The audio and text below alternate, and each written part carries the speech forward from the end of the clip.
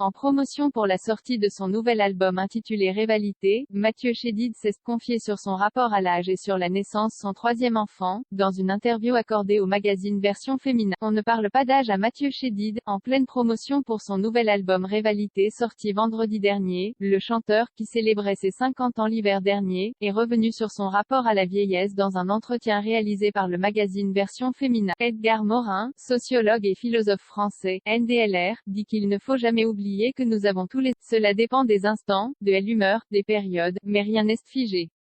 Je suis aussi au milieu, au centre de ma vie, raconte le chanteur, qui explique surtout ne pas avoir le choix d'être trop vieux puisqu'il vient d'être papa pour la troisième. Avoir des enfants réveille et éveille aussi, rappelle-t-il. Pas le temps d'être trop vieux donc pour M, qui doit s'occuper de sa troisième fille, née en décembre dernier, alors qu'il venait de célébrer ses... Il est déjà père de Billy, né en 2002 de son union avec Céline Barry, et de Tao, né il y a 3 ans de son union avec sa compagne actuelle Loïc. Le langage de la pureté et de l'imaginaire, ils m'apprennent des choses peut-être plus essentielles que celles que je leur enseigne, raconte-t-il en parlant de ses enfants, qui s'avèrent être une véritable source d'inspiration pour ses musiques. Mon fils Tao m'a inspiré la chanson dans le living alors qu'il était dans une période où il demandait toujours où était sa maman ou sa tétine, donne-t-il comme exemple. Le fait d'être papa à 50 ans, c'est comme vivre une seconde jeunesse pour le chanteur, qui explique parler le même langage que ses filles, à savoir celui de la pureté et de l'imaginaire. Un pur moment de bonheur donc, pour celui qui se dit toujours galvanisé par le public, alors qu'il vient de sortir son 7e. Pour rappel, son nom est inscrit à jamais dans l'histoire de la chanson française puisqu'il peut notamment se targuer d'être l'artiste le plus récompensé aux victoires de la musique, à égalité avec Alain Bachung, avec 13 trophées au compte.